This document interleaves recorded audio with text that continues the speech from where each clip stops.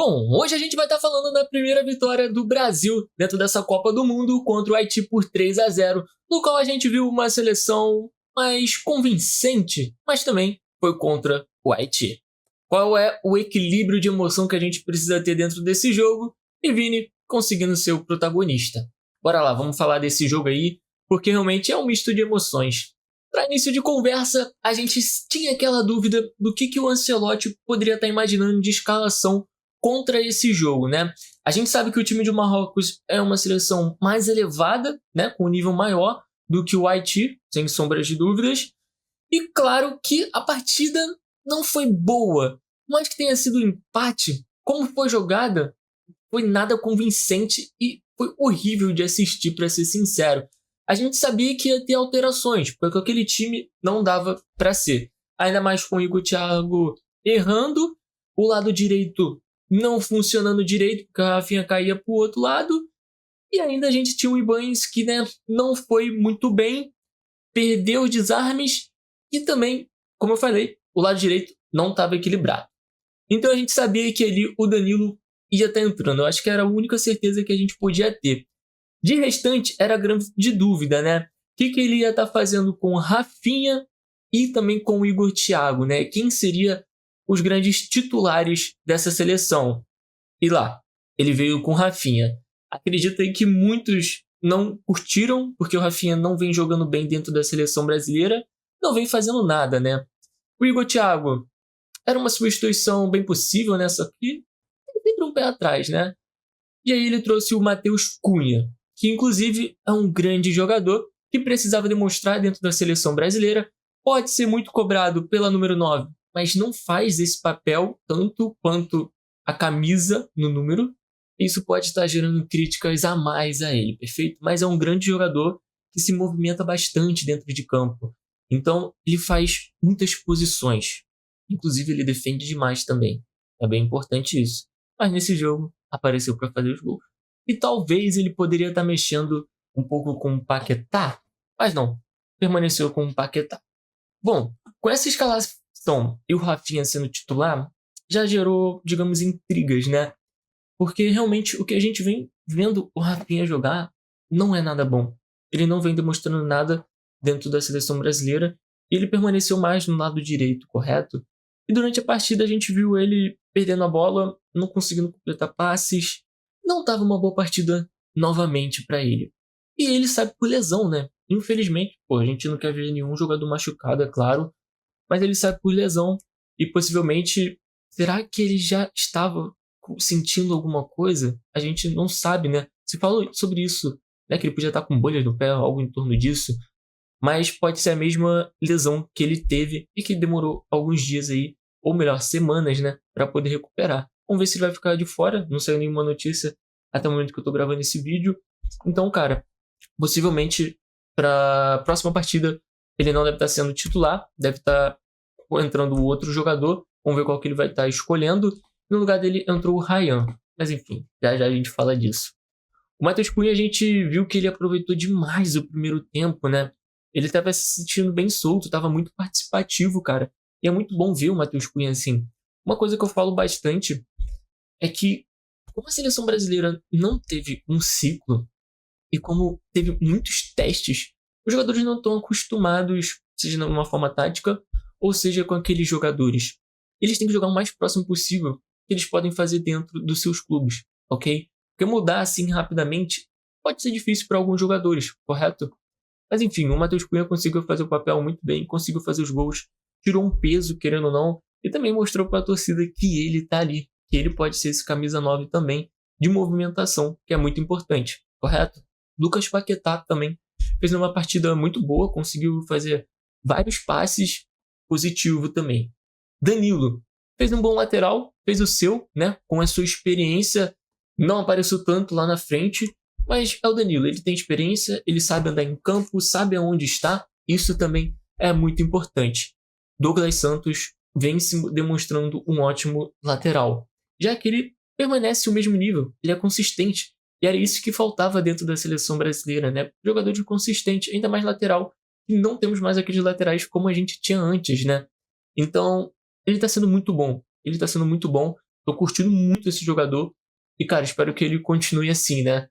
Permaneça no mesmo nível, Douglas, por favor. Ó, não podemos deixar de estar falando sobre Bruno Guimarães. Os passes que ele deu, perfeitos. Cara, que jogador. Sério, ele tá conseguindo demonstrar muito o que ele faz dentro do Newcastle. E realmente, ele precisa estar saindo do Newcastle, família. Ele precisa ser mais visto, ele precisa estar mais na Champions League, ele precisa estar em um clube que consiga fazer um maior investimento. O Newcastle, cara, ele não consegue. Por mais que tenha sido campeão por lá, é nível muito inconsistente também. Ele precisa estar em outro clube que a gente consiga estar vendo mais o futebol, que ele consiga ser mais visto, entende? Brigar por mais títulos, cara. Ele é um jogador para isso. O Newcastle não tá merecendo o Bruno Guimarães, de verdade. E é triste falar isso, porque quem não assistiu o Gol, quem não se apaixonou por Newcastle depois desse filme, tá louco, mano. Eu gosto muito do Newcastle. Gosto bastante da torcida, ela é muito calorada também. Isso é muito importante. Ainda mais para jogador brasileiro, né? Mas, galera, alguém precisa ir pagar essa multa. A gente precisa ver num clube que participe mais da Champions League, que esteja mais, cara, brigar por mais coisa. Ele é um jogador desse nível, ele é um grande líder. E, pô, o passe que ele deu, o desarmes, ele correu o meio campo todo, mano. Que jogadoraço. Master, tá? Foi Master nessa partida. E ó, só não foi mais Master porque o Vini Júnior fez seus gols, né? Conseguiu estar correndo, conseguiu dar o passe. Jogou demais o Vini Júnior. Tá conseguindo ser o protagonista que a gente espera que ele fosse, né? Eu acho que isso cai muito sobre o Ancelotti também, né? Entende muito como o Vinícius Júnior gosta de estar jogando. E isso é bem importante. Mas bem, a gente falou muito que os jogadores foram bem. Mas a gente tem que estar lembrando que é o Haiti lá, né? A gente está enfrentando o Haiti, cara. O nível dos jogadores não é o mesmo que a gente enfrentou no Marrocos. Não tem a mesma expectativa. O Brasil fez o mínimo. O Brasil fez o que deveria ser feito. Isso é positivo? Sim, é positivo. E a gente sabe que tem alguma esperança ali de eles conseguirem fazer o mínimo, né? Porque pra mim, na minha cabeça, como eu falei em outros vídeos, o mínimo pra mim nesse jogo é 3 gols. E bom, e realmente o mínimo foi 3 gols. E isso que pode ser a parte preocupante. No primeiro tempo a gente pôde ver uma seleção muito boa, cara, conseguindo fazer bastante movimentação, passe e tudo mais. Mas ainda assim, faltou posse de bola e troca de passes no meio de campo. Tá um jogo muito de bola longa, assim, cara, transição muito rápida. É o jeito que, né, que o Ancelotti gosta de estar jogando ali, ainda mais pelos jogadores e tudo mais.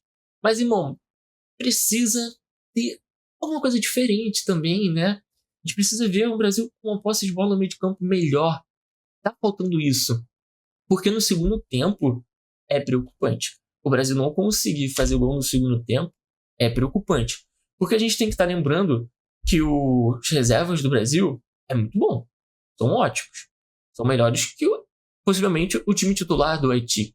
Correto? Em certas posições, pelo menos. Sei lá, enfim. E o Haiti fez substituições, então o nível caiu. E galera, com o nível caindo, a gente deveria ter feito mais gols. Isso aí, com certeza, todo mundo esperava pelo menos mais um gol no segundo tempo. Mas claro que também o Douglas Santos, por exemplo, perdeu um gol ali, né? O Endrick também estava em posição de impedimento em ansiedade. Inclusive no segundo tempo, foi no segundo tempo ou foi no primeiro tempo que houve a substituição? Foi no primeiro tempo ainda, né, que o Ryan entrou. O Ryan entrou, obviamente, com nervoso. Endrick também pode ter entrado nervoso, né? Talvez o impedimento pode ser por isso. A ansiedade, né, conta bastante para a linha de impedimento. A gente já viu bastante jogadores falando sobre isso. E o Ryan entrou nervoso, óbvio. Pô, garoto de 19 anos, estreando na Copa do Mundo. São muitos sentimentos naquele momento, sabe? Dá pra entender. Na primeira posse de bola, ele recebeu, assim, a bola saiu. E, tipo, pô, super entendível, sabe? Primeiro toque, eu acho que com certeza é nervosismo bate, é a Copa do Mundo, é uma nação nas suas costas, todo um mundo inteiro assistindo, sabe? É diferente. Então, super entendível jogadores entrarem na cidade e bater nervosismo, mas depois ele foi se soltando, ele foi se entendendo dentro de campo também, né? Isso é muito importante. Ele conseguiu fazer bons passes, que inclusive teve um ali do Endrick pro Ryan foi pro Douglas Santos, eu acho. Não lembro se o Vini Júnior era o Vini Júnior lá na esquerda, mas enfim. Ele conseguiu dar um passe muito bom pro Douglas Santos, ele conseguiu depois dar um passe pro cobertura também, se não me engano, ou foi o Endrick ou foi o Cunha que ajeitou a bola, acho que foi o Cunha, né, que ajeitou a bola e tudo mais. Então ele conseguiu fazer bons passes na parte defensiva também. Ele ficou bastante preso no lado direito, né? Se vocês fossem perceber isso também. E vamos ver como que ele vai estar se desenrolando, né? Porque a gente sabe que conforme vai jogando, vai perdendo assim a pressão e tudo mais. Ele é um jogador que entende de pressão, né? Por tudo que ele viveu no Vasco, pô, já foi pro Bournemouth sendo titular, não perdendo do Bournemouth. E, pô, chegou agora na seleção brasileira, de momento, pá. E, mano, é um jogador diamante, é uma estrela juntamente com o Endrick. E a gente espera muito desses dois jogadores futuro da seleção brasileira, correto? Cara, foi uma partida boa, finalmente ele o Endrick colocou o Ryan para estarem jogando. E sim, foi uma partida que dá esperança, porque a gente sabe que eles conseguem fazer o mínimo. O mínimo contra o Haiti, agora querendo ou não, contra a Escócia, vai ser um jogo mais jogado, pelo outro lado também. Se a gente for ver aqui as estatísticas, cara, do jogo, o Brasil teve 9 chutes e o Haiti teve 8 chutes. Bem perto, né? 5 chutes, o Brasil deveria ter tido mais, vamos dizer assim. O Brasil teve 5 chutes ao gol, 4 o Haiti, por exemplo. Claro que a gente não percebeu, assim, o Alisson fazendo todas essas... muitas defesas. Teve 2 ali, se eu não me engano, principalmente uma que foi de escanteio, né? Que ele conseguiu spawnar, foi muito bonito. Uma defesa muito bonita. E que bom que ele conseguiu defender, né? Porque normalmente, sempre a primeira bola que vai no gol, ele toma. E nem só por culpa dele, mas por azar também, né? Ou muitas vezes, inclusive. Então, cara, é muito bom ver o pessoal tendo confiança nele. Porque é um goleiraço, mano. O Alisson é um goleiraço. Mas que sim, também precisa mostrar dentro da seleção. Assim como muitos outros jogadores não mostram dentro da seleção brasileira. Mas não só também. Olha o ciclo da seleção como foi, né? Horrível. Eu esperava mais, principalmente no segundo tempo. O segundo tempo pra mim foi ruim, tá? Tinha que ter tido mais gols. Perderam oportunidades. É um jogo convincente pro mínimo. Pô, por exemplo, a posse de bola, cara, ficou com 57 a 43%. É pouco, talvez, não? Mas enfim, os passes também, 533 contra 387. E aquilo. O Brasil teve cerca de 8 impedimentos, tá? Foi uma partida onde traz confiança para os jogadores jogarem mais soltos. A gente sabe que o nível não era o mesmo do Marrocos. Agora é esperar para ver como que vai ser o jogo contra a Escócia, que tem jogadores mais estrelas, né, um nível maior.